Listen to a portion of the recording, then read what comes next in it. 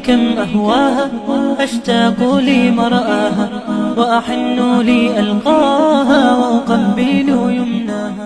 Pertanyaan sekarang, saya yakin Tuhan saya Allah, tapi Allah nggak kelihatan. Ada alasan tak kenapa Allah nggak kelihatan? Ada alasannya. Anda tanamkan baik-baik, ini masalah akidah yang paling penting. Kata Nabi, atau disebutkan dalam banyak riwayat, bahwasanya nabi-nabi pun belum pernah ada nabi yang lihat Allah, termasuk Nabi Muhammad SAW. Kita ambil dalilnya dalam hadis Bukhari. Waktu Nabi SAW pulang dari Isra Mi'raj, jemaah sekalian, Aisyah bertanya radhiyallahu anha, berkata, istri beliau, ya Rasulullah, hal tara rabbak? Apakah anda waktu Mi'raj ke langit, terima perintah salat, sempat lihat Tuhan anda enggak? Lihat enggak Allah itu bagaimana? Apa jawaban Nabi SAW? Nurun ala nur anna arah. Allah itu cahaya, di atas cahaya, terang sekali. Bagaimana saya bisa melihatnya? Artinya Nabi SAW mengatakan, saya sendiri belum pernah lihat bagaimana itu Allah. Contoh sebelumnya Nabi Musa alaihissalam. Nabi Musa waktu menerima wahyu Taurat, itu selama 40 hari, turun Taurat lengkap. Al-Quran 23 tahun baru lengkap. Kalau Taurat 40 hari, nunggu di gunung Tursina. Tursina sebuah wilayah di Mesir sekarang. Itu banyak gunung-gunung batu, ada satu gunung batu yang tinggi, Nabi Musa nunggu di situ. Setiap hari Jibril datang turunin surah, turunin ayat gitu. Setelah berlalu 37 hari dari 40 hari menunggu Taurat turun, Nabi Musa alaihissalam tiba-tiba bertanya kepada Allah, mengatakan begini dalam Al-Quran, A'udzu billahi rajim, Rabbi arini anzur ilaik.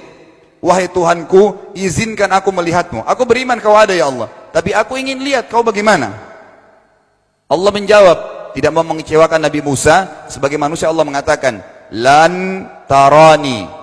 Perlu anda tahu dalam bahasa Arab jemaah sekalian ada 3 kosakata la, tidak yang berarti tidak. Ada la biasa artinya tidak, ada lam dengan mim, lam artinya tidak pernah, ada lam dengan nun, lan artinya tidak akan pernah.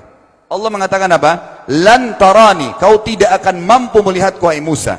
Tapi Allah nggak mau kecewain Musa. Ternyata Musa selama 37 hari jemaah sekalian kagum-kagum lihat gunung-gunung batu di situ. Pergantian siang malam, burung-burung yang terbang, air yang mengalir di lereng-lereng gunung. Lalu dia mengatakan, Allah mengatakan apa?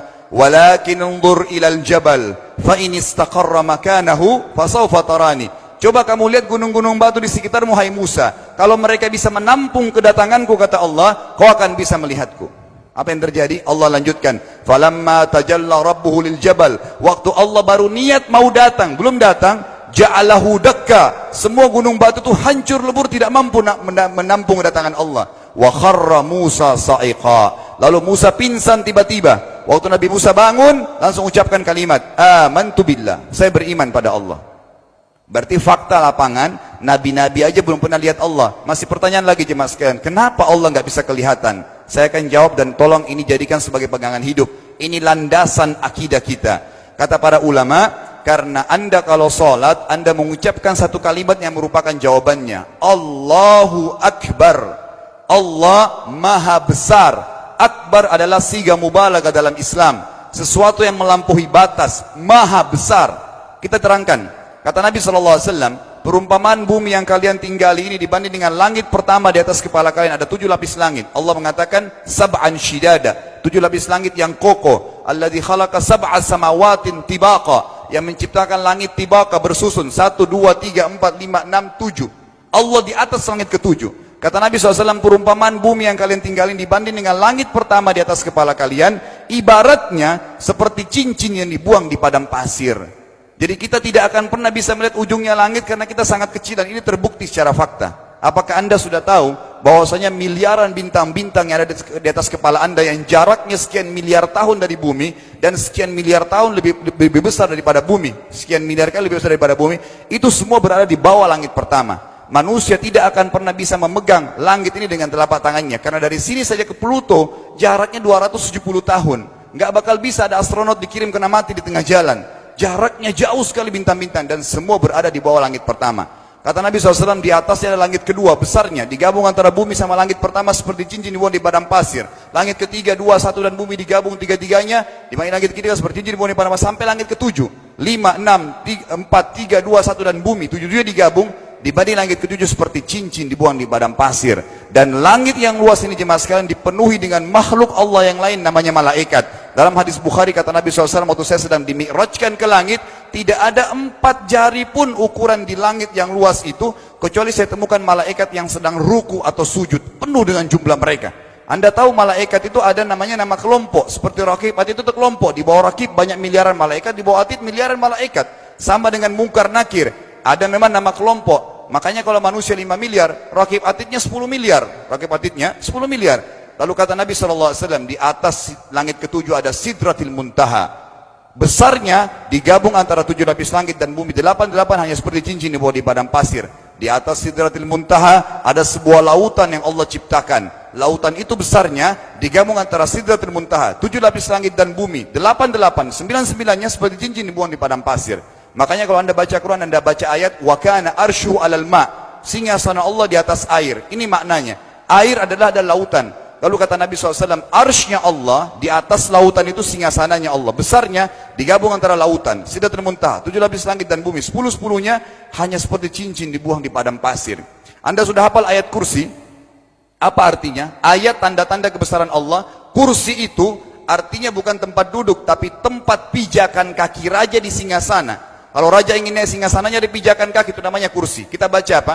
Wasi'a kursiyuhu as-samawati wal ard. Pijakan kakinya Allah saja sudah menutupi seluruh langit dan bumi ini. Jadi kita mustahil bisa melihat Allah karena besarnya Allah Azza wa Jal. Tinggal kita tutup jemaah sekalian. Kira-kira, lalu bagaimana saya berhubungan dengan Allah? Jawabannya sederhana. Anda lingkari namanya Allah, ini Tuhan kita. Yang menyembah selain Allah kafir, yang mempartisipasikan Allah dengan makhluknya, masih sembah berhala, kuburan, jimat, namanya syirik. Dua-dua nggak boleh. Untuk berhubungan dengan Allah yang tidak kelihatan dengan mata kita ini, tapi kita bisa rasakan keberadaannya, cuman satu cara. Di bawahnya lingkarin ibadah. Salat, puasa, zakat, haji, takziah, ziarah kubur, semua ini adalah rangkaian ibadah untuk berhubungan dengan Allah. Semua ibadah ini jemaah sekalian harus seperti yang Allah mau, bukan yang Anda mau. Ini penting. Karena kalau tidak seperti yang Allah mau, Allah tidak terima. Bagaimana caranya supaya bisa seperti yang Allah mau? Ikuti buku pedomannya. Ada Al-Quran, ada Sunnah.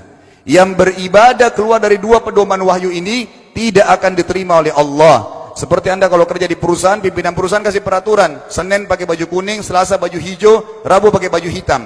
Datang jam 7, keluar jam 5 sore. Ternyata Anda tidak. Hari Senin Anda pakai baju yang hari Rabu. Datangnya jam 9, keluar jam 2 siang. Dikeluarkan oleh pimpinan atasannya. Itu baru peraturan manusia. Bagaimana dengan peraturan Allah Azza wa Jal? Maka kita simpulkan semua jemaah sekalian adalah, yakinlah Tuhan Anda Allah ada, satu-satunya Tuhan. Kalau Anda sedang sakit, yang ciptakan Anda Allah, yang ciptakan penyakit Allah, yang menciptakan kesembuhannya Allah. Kalau kita sedang musibah sama, kalau kita sudah senang juga sama. Semoga Allah SWT menjadikan kita orang-orang yang senantiasa beriman padanya, dan juga selalu bertumbuh dalam keimanan tersebut serta mengikuti syariat. أمي كم أهواها أشتاق لمرآها وأحن لي ألقاها